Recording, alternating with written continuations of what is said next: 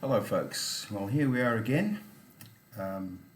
Tonight we're going to have a look at magnetism and electromagnetism, as I promised last night.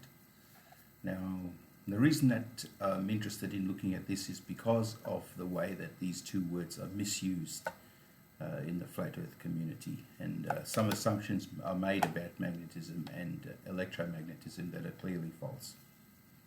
So let's have a look at what magnetism is for start.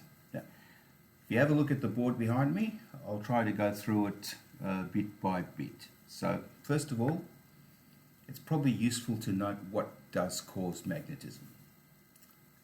And this might allay some of your ideas of flat earth people about how magnets actually work. So, why are things magnetic and why are some things not? This is a good question.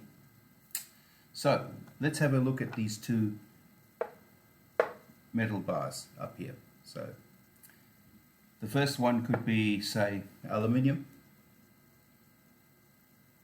and the structures, the crystalline structures of aluminium are very, very, very higgledy-piggledy. In fact, you can practically see that almost with the naked eye. If you break a piece of aluminium, you can see that it fractures, and it fractures in a very rough sort of way. So have a look at it next time. If you look at it with a magnifying glass, it's very, very clear. And basically, there's crystalline structures in aluminium that just go everywhere. There's no rhyme or reason to it. It's just completely random. Okay.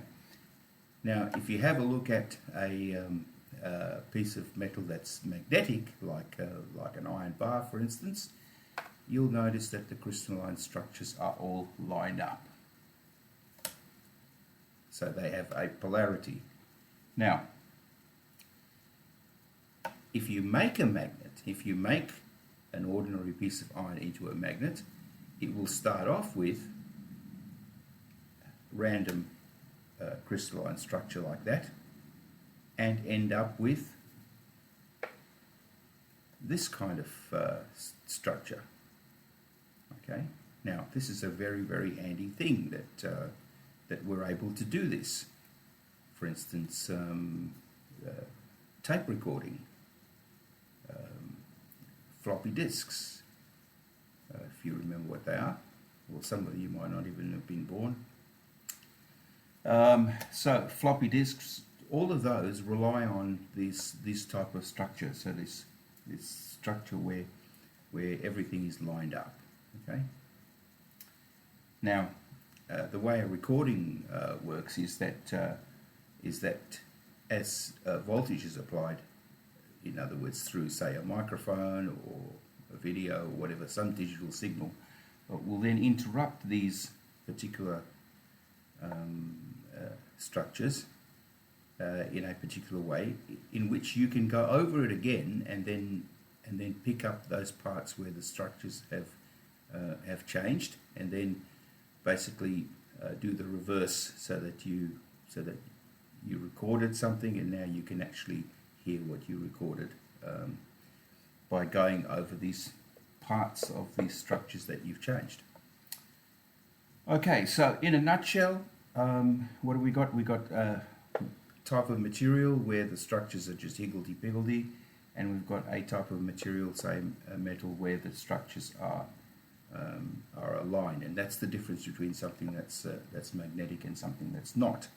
It is also the difference between something that can be magnetic and something that cannot. So we can't get aluminium to line up like this. Okay?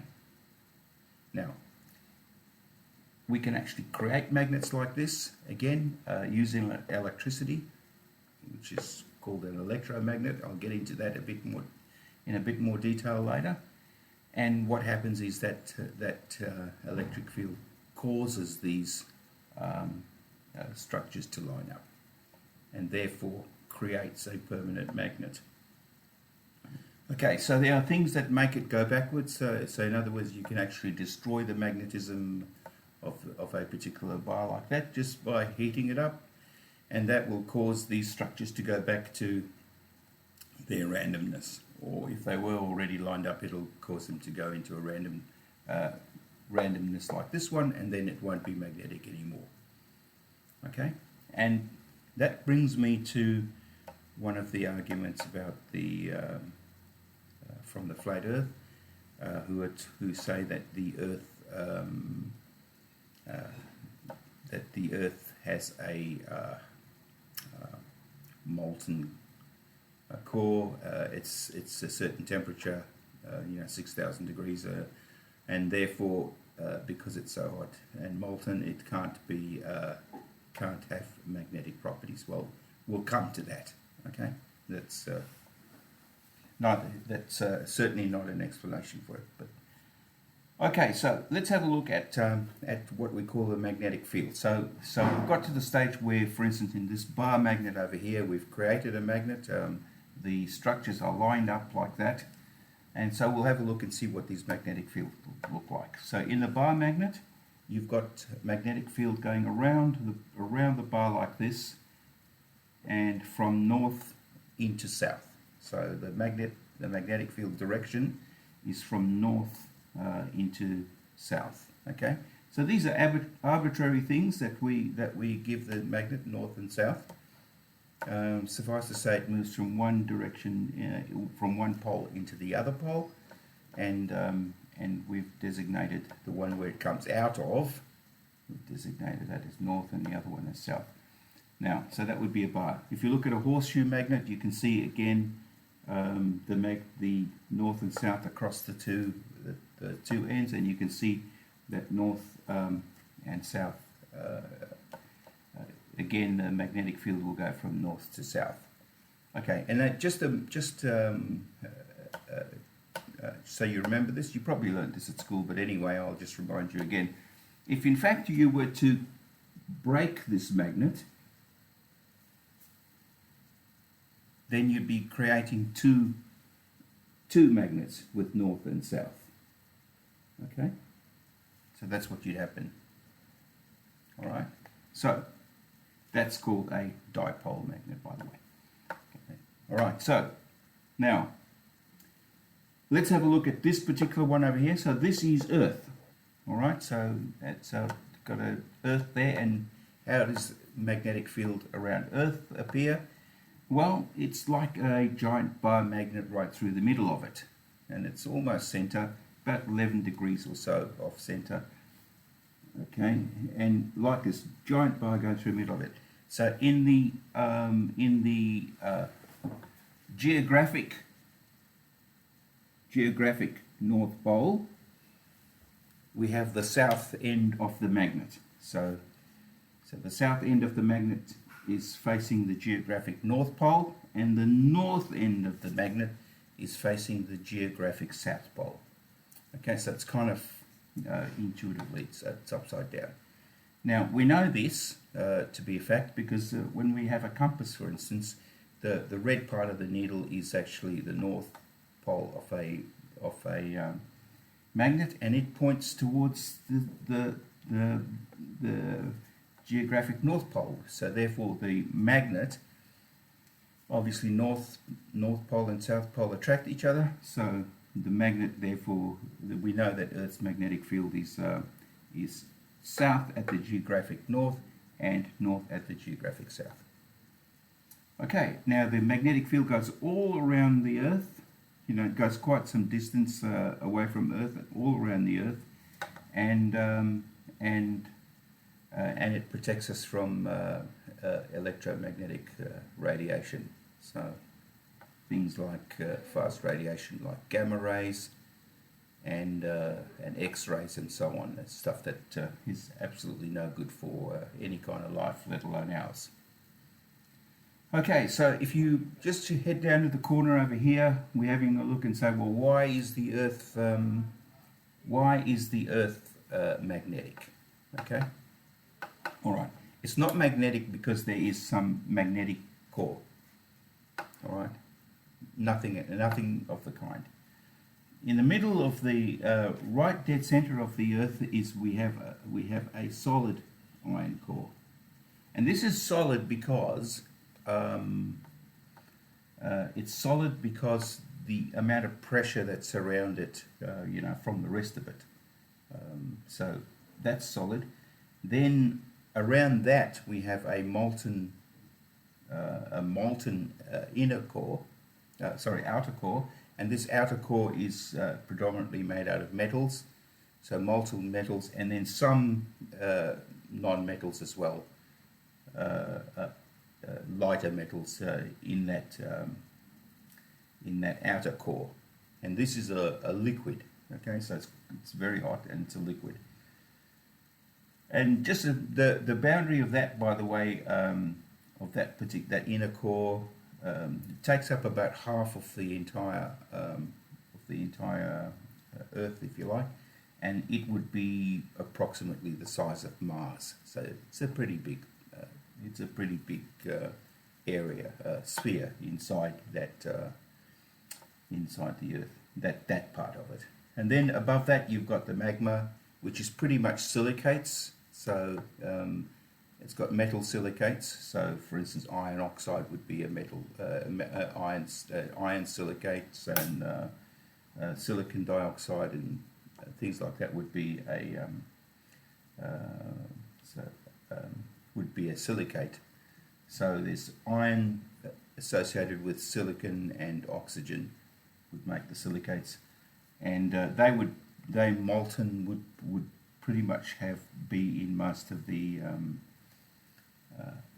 that inner core. And then beyond that, there's the magma. Okay, now, so why is it magnetic then? Because none of that is magnetic, by the way. Okay, so why is it magnetic? Well, it's magnetic for the reason that it has itself inside a Coriolis effect happening. Okay, because the Earth is spinning. All right, so we've therefore got these things moving past each other, and this is spinning notion is causing spirals, and this Coriolis effect that's causing spirals. It's this spiral. It's this movement. Okay, it's this movement that creates electric currents.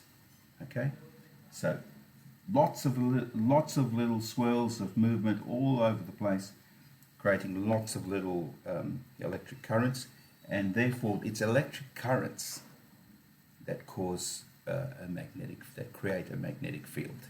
Okay, so it's electric currents moving electric currents that create a magnetic field. Okay, now I'll show you how that happens and how that was discovered. So we didn't just dream this up, we actually can replicate this. Okay, so let's have a look over here. This is a tube over here, so just a tube of cardboard.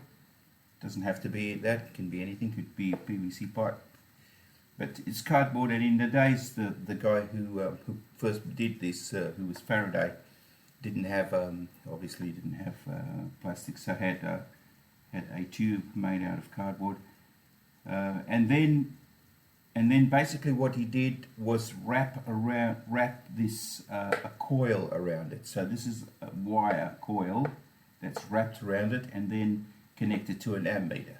Okay, so the purpose is to see if there's any electric current that's going through this particular coil. All right. So then what Faraday did was he took a magnet, just a normal bar magnet like this one up here, okay, just a normal bar magnet, and then he threw this magnet down the center of this tube, okay, and as this magnet went past this coil, it produced an electric field. Okay, so you notice that electricity went through this, it produced electric current, I should say.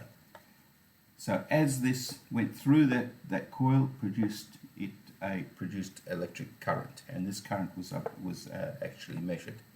So what does that say? That says that if we move a magnet through a coil, or in the vicinity of a coil, we will get an electric field will develop through that particular coil. Okay. Now, so what was discovered later with even more experiments was that, and certainly Tesla did a lot of experiments with this, was that you didn't actually have to have this magnet go through the coil. Okay, even if it went alongside the coil, it still had the same effect. It could still, so basically, if it went anywhere near this coil, this magnet would go past that coil and it would create an electric field. So what was needed for electricity to happen was movement. Movement was the trick. Okay, so you had a magnet and then you had movement. Now this is really, really handy because you're thinking, well, wow, I should be able to do that, and if I had somebody who had nothing better to do than to keep throwing a magnet down a tube, and I could connect that to the light globe, then I would be able to get electricity indefinitely, and the only thing that it would cost me was this person who had nothing better to do and throw a magnet down a tube. Well, I don't think there's any such people. So what they had to do was work out, the engineers then, so Tesla was one of them, work out how to continuously get this magnet to fall through this tube. Okay. Well, it worked out that you didn't actually have to have a straight tube either. You could have a circular tube. So it wasn't really hard for Tesla to work out. I'll just rub this bit off here, the Earth's core. Okay, so it wasn't hard for Tesla to work out that if you have if you have the magnets around it, fixed magnets. Excuse my drawing; it's hard to draw like this. Okay, so fixed magnets like this. Okay, all right. If you have fixed magnets like that, and you have the coil moving, so let's say the coil is in the center, and you have the coil that moves, so in other words, the magnet's fixed, but the coil moves, lo and behold, it produces electricity. So if you've got brushes either side,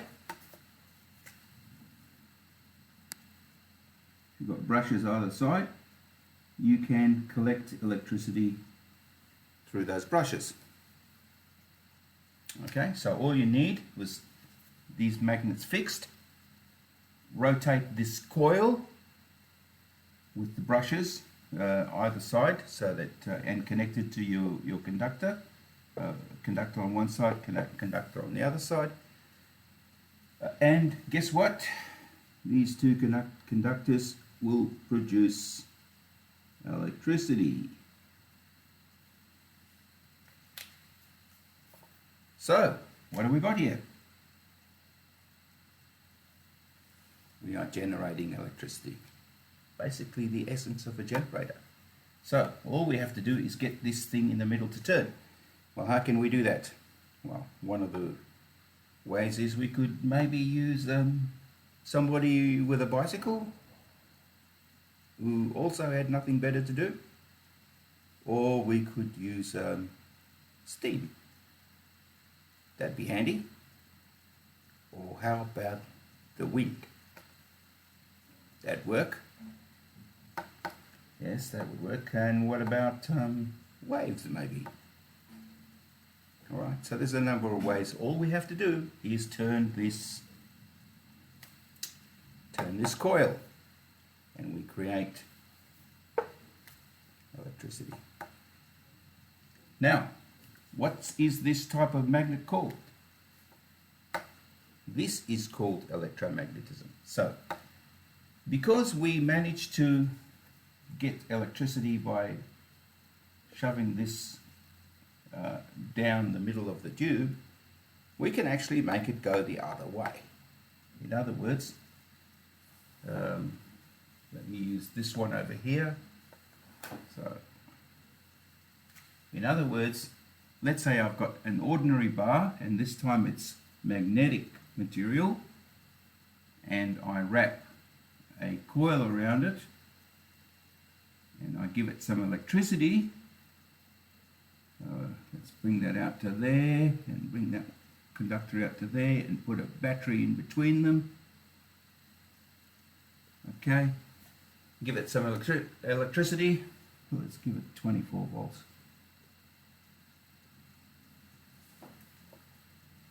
We will now create a magnet. So this electric field that's happening around this iron bar will then cause these structures to line up, and that will create a permanent magnet. Now, it's not always permanent, because what can happen is we can line these up, and then when we stop the electricity, they don't go all the way back to being random like this, but they're not good enough to make any kind of decent magnet. So again, if we add more electricity again, then we get them to line up again. Okay, and that creates a magnet. So now we can use that for that magnet to as a solenoid, pick up a car, you name it, where we need a railgun, where we need some very, very strong magnet, we can use electricity to create the magnet. So that's kind of like in reverse of this. So let's sum it up. We can use electricity to create a magnet, and we can use a magnet going through an electric field to create electric current, going through a coil, I beg your pardon, to create electric current. Okay, so electromagnetism is using electricity to create a magnetic field. Now, why isn't this something that's replaceable instead of gravity? Well, first of all, let's say, for instance, I drop this pen, okay, which has got a plastic body. I don't see any metal at all in this, okay?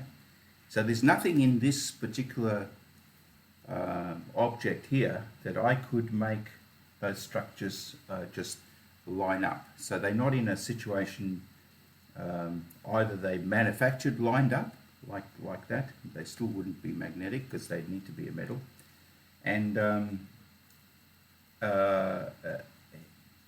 certainly adding electricity to this would not change the structure of this plastic material.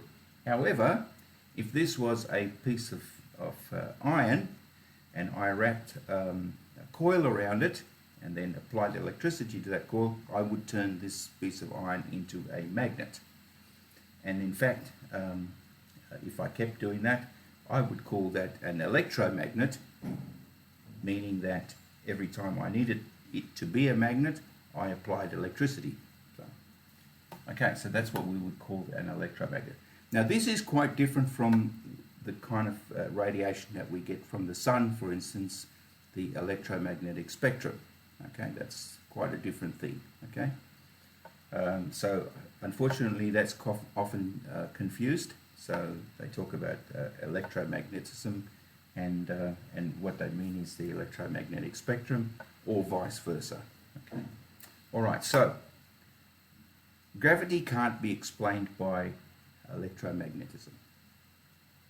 Okay, because first of all, in order to be attracted by a magnet, you would need to have the properties that a magnet can attract. So if I put a magnet next to this pen, it's not going to be drawn towards the magnet or pushed away from the magnet in any way at all. So I'm not magnetic like that myself, so I'd fall. I'm not going to fall because I'm magnetic or drawn to the earth because of some magnetic field. Okay. All right, that pretty much covers the basics. Hope you like this video.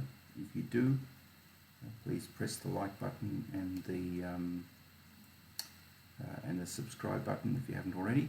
And I'll do more of these. I think what we'll do next time is perhaps take this a little bit further and look at it in more detail. Okay? See you next time.